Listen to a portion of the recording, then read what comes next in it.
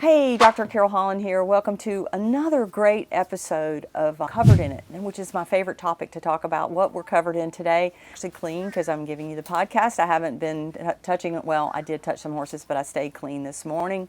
But today we're covered in elite equine sports medicine. I can't wait to talk to Dr. DaSalva about this today and just give you another perspective on what we do here. He's had a history. He did start with horses in his life.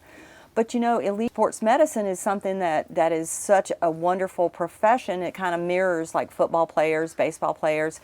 But we have the horse athletes and then we have the clients that go with it. So it's a different division of what we do. I am welcoming Dr. DaSalva. He originated from Portugal and he came to America and he's blessed us all with his great veterinary medicine. So my first question to you today, what are you covered in? Well, it's early morning, so I still not covered in so much, but I will be covering in sweat in this very nice weather in southern Florida. The sweat comes many other things you get covered in. Oh, great. What brought you to Florida? How did you get to Florida? I started coming here when I worked with a previous practice with Fairfield Equine, and we will do seasonally up north and then the winters in Florida. That's how I found Florida. That's how I started coming here, and then I kept staying. And then you left Fairfield and you started out your own practice. Was that last year, or when did you start in your own practice? Yes, that was November 23rd. My second daughter was born, so I decided, well, let's start to practice at the same time to make things easy. And I started. I had been like 10 years with Fairfield Equine. 10 years? Yes. And then things develop, and then it's been very good experience. That's fantastic. So tell me, what is it about elite equine sports medicine that you actually, like, why were you so attracted to that part? What is it about it every day? Well, in my very early stage of horse contact, and when I started with that, I did some eventing. I have exposed to the show part of it, to the competition part of it, and that always stimulated me. I always enjoy watching the horse in the ring, competing, the different aspects of the competition, and so I'm always very driven to that. The part that is different is that we deal with different type of pressures, different type of goals. The demand is a little bit different, and I do get very stimulated by that. It includes a little bit of extra work, extra availability, extra listening to all the clients, but I do feel that is a very good field, very rewarding to then see the horses performing and knowing what is behind and how much effort was behind every single performance. Training, physios, all that components that gets the horse to the ring and to perform at a high level. Do you actually follow your horse clients? Do you go to the shows and watch sometime? Do you have enough time to do that? Well, that's definitely mostly on the phone. Obviously, I would love to follow every single one of them, and I do when I can. It fulfills me. I feel like it's a feeling of achievement by watching them in the ring after we have to deal with different type of issues with them. But yeah. So you came with a history that you told me that you started vet school in Portugal, and how is that to get into the United States? How tough it was or how easy it was? United States want to make sure that anyone that comes here to practice veterinary medicine is very well qualified and that will stay at the standard or above of any graduate in the United States. You have to enroll a process. If you're not from a AVMA accredited type of university, you have to go through a process where you do your board certification to be allowed to be licensed to practice veterinary medicine in the United States. Okay. And that's a long process from just curriculum type of scrutiny and make sure that you have all the background that you have to have, all the credit. You have obviously the English language, you have to speak English for most of the time. They do require you to be fluent in English. In English is the practical, and you have to pass the NAVLU test. But apart from that, you have the practical program that you are examined through a bunch of practical tests. Did you have to study every animal to pass this practical? Yes. What was the most challenging? Which species? 70% of the whole examination is small animal. 70%? Yeah, because you go from necropsies to clinical exams, the surgery, practical test, and anesthesia. They are all performed in small animals. But the farm animals, mainly like poultry, all the chickens, all that, the pigs, all those diseases, I had not been in very big contact with those. So for me that was almost starting from zero. And How long did you take off to study that? I was still working, I was still helping vet tech at the time, so that would mean 12 hours a day of all that. So it took me close to a year and a half to study for the practice part of it and to get Yeah. ready to the exam. So were you Yes. practicing at the same time? Yes, as a vet tech, obviously I was not licensed to do veterinary medicine, but so I would work the whole day helping whomever I would need to help at the practice, and then at the end of the day I'll try to study like 2 hours and a half, and then in the morning another 2 hours, and just to keep things fresh. It was demanding. It was very demanding, huh? But now you couldn't go back and do anything different. Things always happen for a reason, and I'm happy it happened this way because I think I'm much more fulfilled now by having to have gone through that. And just as veterinarians, we always have animals that join us in our group. I have plenty of them here. We're just meeting. I know. Pets at the workplace, it's proven to increase your productivity in 25%. So it's really interesting hearing about how you had to study as a foreign veterinarian coming in, because you were a practicing veterinarian in another country Yes. and before you came here.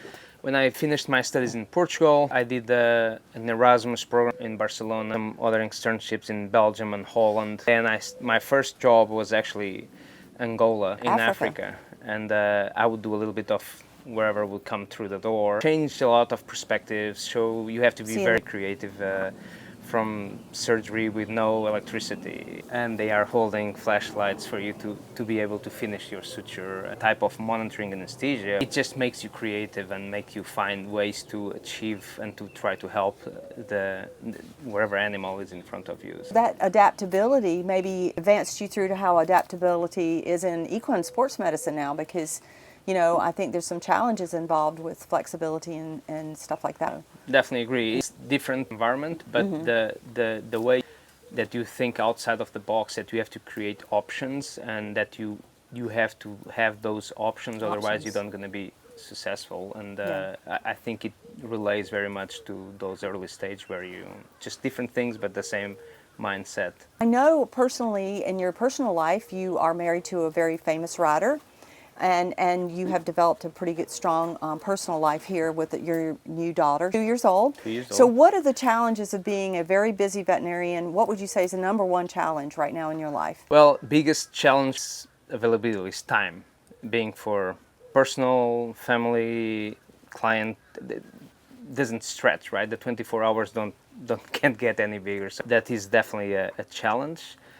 Scheduling is a challenge because things move so fast, and the same things can change for myself, can change for my wife, and we still have to deliver a very steady schedule to the baby and all that. For sure, it's we are both very ambitious, my wife and I, and so I believe that trying to contain ambition in a way that doesn't overstep on anyone's life, that's another big challenge. Really try to keep things separate enough that we don't conflict too much, but also on projects that have happened a bunch of times, that we can't just think of ourselves and go for a certain project. We always have to put it in perspective. Give me a day in your life during season in Wellington. Which season would be what months for you? It starts earlier and earlier. It's dictated by showing, and we start having shows in November.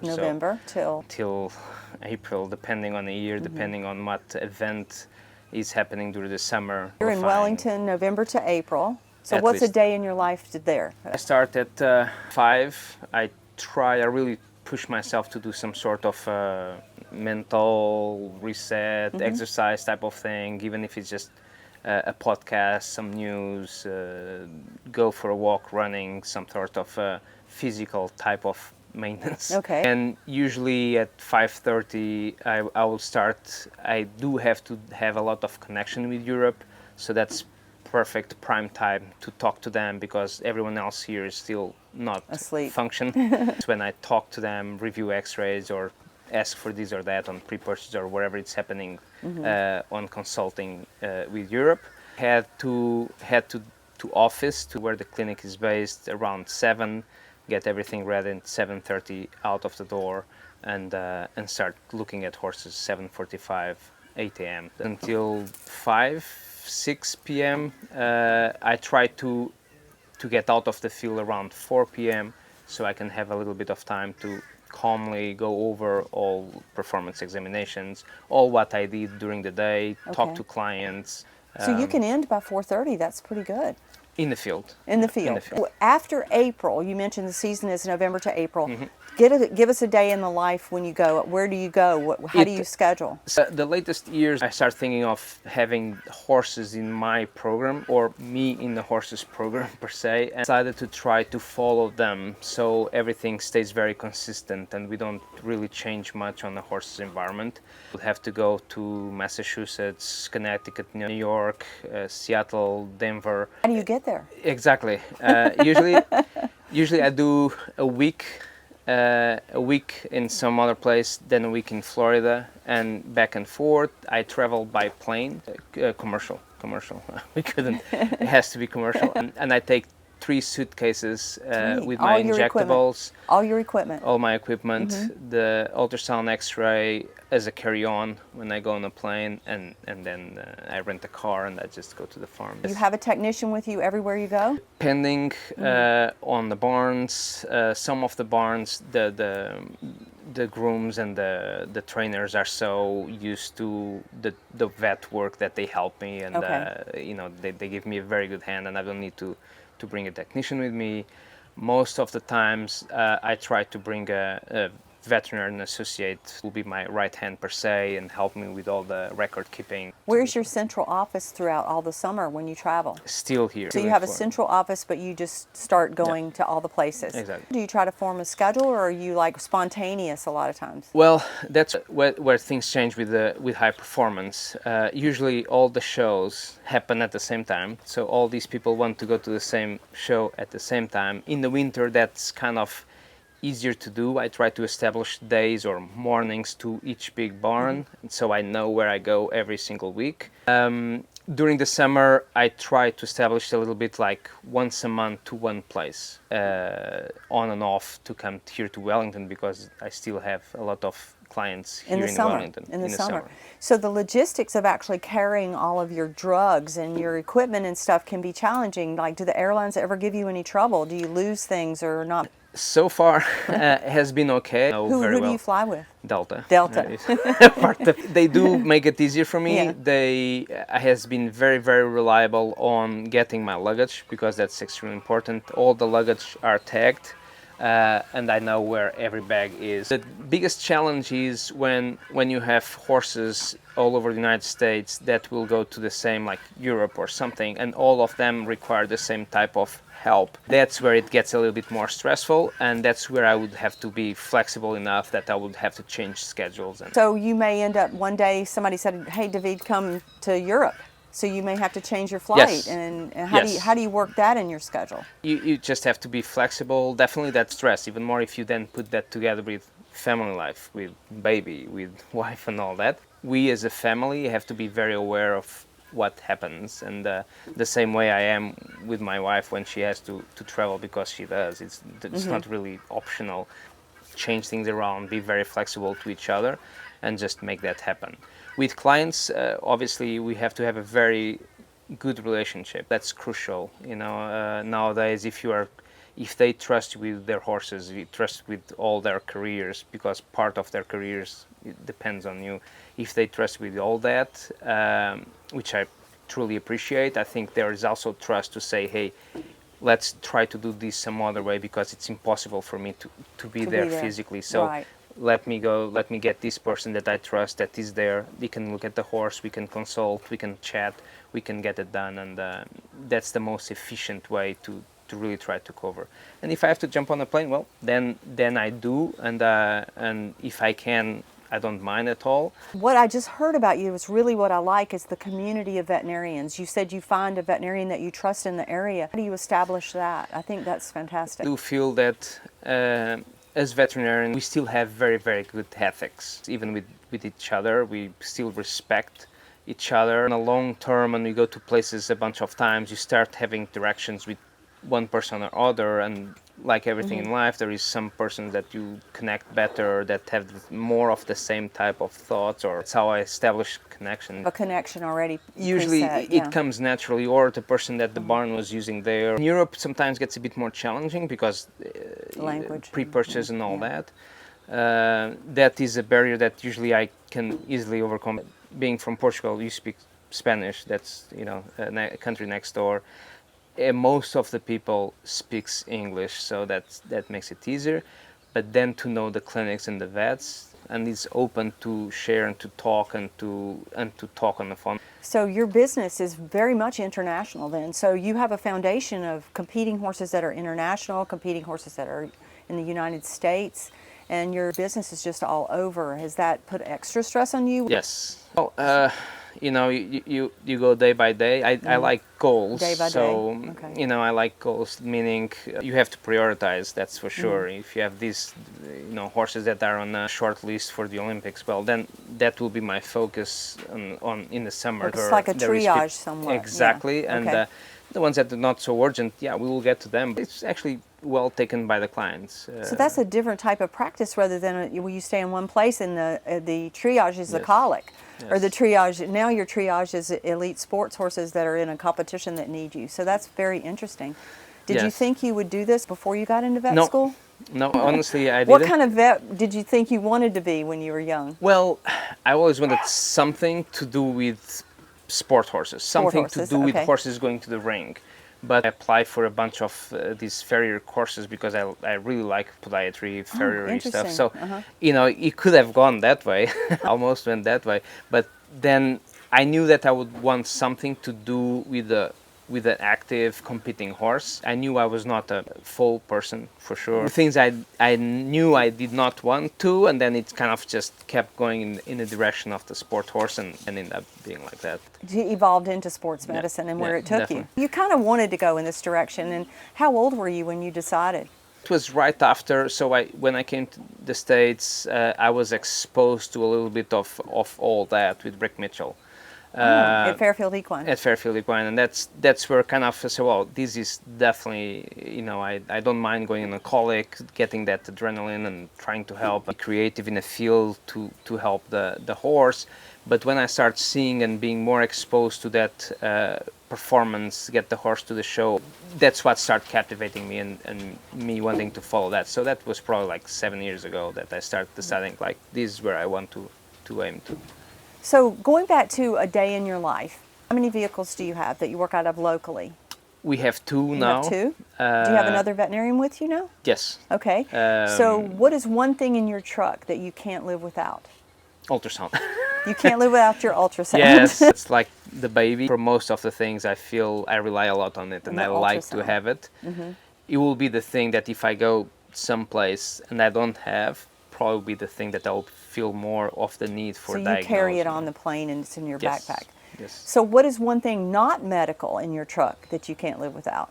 The phone will be not. The phone, but Aldred. unfortunately, the phone represents a big part of the day life nowadays, and it becomes almost medical because you use it for so many things. So what is your favorite energy drink? If you had to get, how do you start your day? Try to not touch those.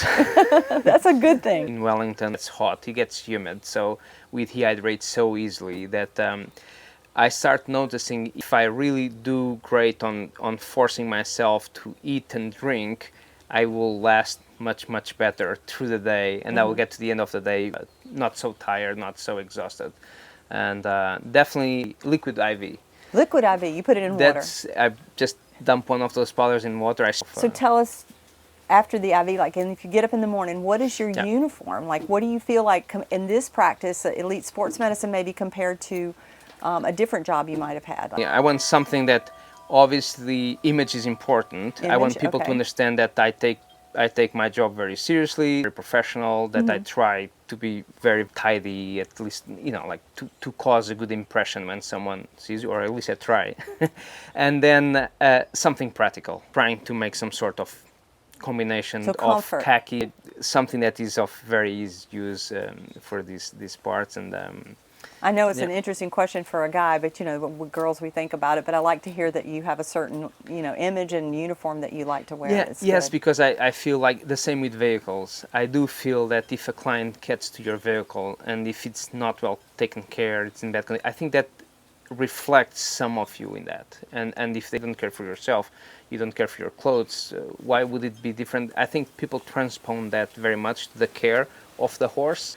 What is one moment during the day you go, this is why I do this? I always say that there are some days that schedule a recheck on a horse that you know that's going very well, just to boost your inner soul. But to me, work happiness is when you went from a very complicated situation and you help resolving it to the point where the horse is able to perform again and it's back on the ring, and that's why you do it. That's what makes my day. What is one thing that you think outsiders looking in don't really know about our lives as mobile veterinarians? In these type of environments, there is a lot of pressure to deliver. We always, I think as veterinarians, even more equine veterinarians, we really put a lot on the personal aspect, like I didn't do, I. And sometimes it's not so dependent on us as we make it believe to ourselves, but we do put that pressure on ourselves, and the clients also put a lot of pressure. Because if people are not really knowledgeable about what the horse is, what type of pathologies, what type of limitations. A perfect example I have is that an outsider that has a horse as a pet on Friday is super happy, grazing, and on Saturday, because of a colic, he's at the clinic, and we were talking about a very, very bad situation. That's an example. An outsider does not understand how can it change from 100% perfect to the worst type of end. That is also a challenge to pass that across, or even on lameness. Sometimes they say, but he was perfect. Perfect 2 days ago, now he's not. And now he can't walk as well. So David, just tell me, if you had to say one thing to someone considering being a veterinarian, or someone that's a veterinarian that maybe wants to change careers and maybe switch over to doing what we're doing here, what advice would you give?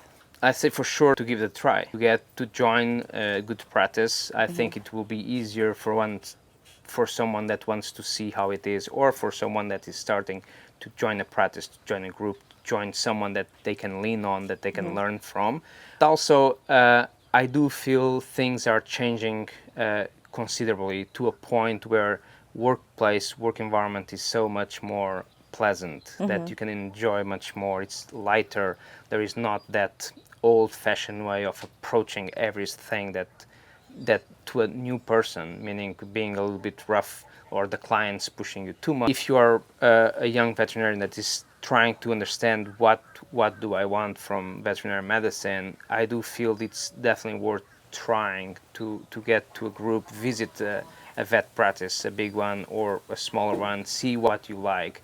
But for sure, if a person has interest on horses in veterinary medicine, then you should definitely consider equine veterinary medicine. Mobile practice even. Mobile practice. Well, then the person can find its niche. If likes more to be on internal medicine and university, perfect. We need researchers. We need everyone that wants to come and join the equine practice. But also, if you like to be on your own and go and see a horse, well, then you do that. There are wide variety of options in veterinary equine veterinary practice. And I do feel that workloads, salaries, everything is changing for a bit better. AEP is putting a lot of pressure and emphasis on that. I do really think things are better now than what they were 10 years ago. And I think they're aiming to become a better work environment on equine practice. Yeah. So could you have been anything else? I guess now I really can't see myself doing anything else. There was one point in my life that I went and I got the GMAT done, and I was thinking of transitioning to something more of management. Thank God I didn't go there, because I don't think I would have lasted long. Right now, I really enjoy equine veterinary medicine as I never did. So it makes me happy because it's still getting better, and I do feel that I would love to share that with people. I'd love for people to feel that, yeah, if you actually take things easy, do things very well structured, you can get to a point that is very nice, pleasant. You do have challenge. Any job has challenge, but I do feel that you can get to a very comfortable workplace and happiness. So overall, my feeling with you is you're covered in community, you're covered in love for what you do, you're covered in your dedication to making the sport better and letting everybody know how much you love about equine medicine and that the fact that it's great that you decided to be that. Yes. I can't thank you enough for coming today, because one of the things I want to bring back to all of us is our community and how we, as veterinarians, we are in the same place and we all need to join up, and be together and let everybody know how wonderful it is. So I can't thank you enough. It's great passing you on the road. It's great seeing you in barns. So thank you so much for being here today. Thank you for having me. And today we're covered in Dr. DaSalva and how wonderful it is to be an equine veterinarian. Thank you so much for joining. We'll see you again with another fun episode.